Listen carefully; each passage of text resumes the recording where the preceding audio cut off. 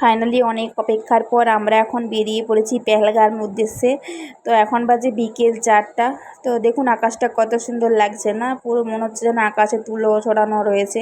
তো এই যে একটা হোটেল দেখতে পাচ্ছেন, এটা হচ্ছে অযোধ্যা পাহাড়ের নিচেই একদম হোটেল মমতা হোটেল। তো আপনারা অবশ্যই এই হোটেলে আসতে পারেন। তো এই হোটেলে নাইট স্টে করতেই পারেন। হোটেলটা খুব মানে পরিষেবা ভালো, আর এসি হোটেল একদম।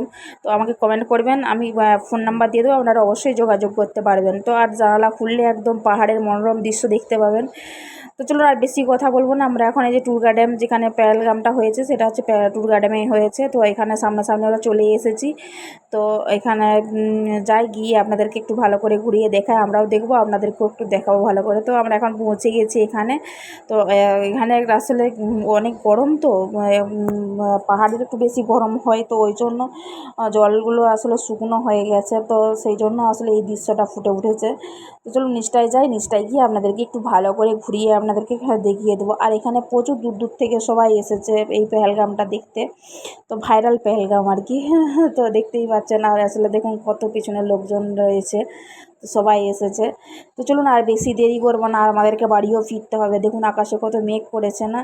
তো ওই আমরা বাইকে এসেছি, বাড়ি যেতে হবে। তো চলুন আজকের ভিডিওটা এখানেই শেষ করছি। আজকের মতন টাটা।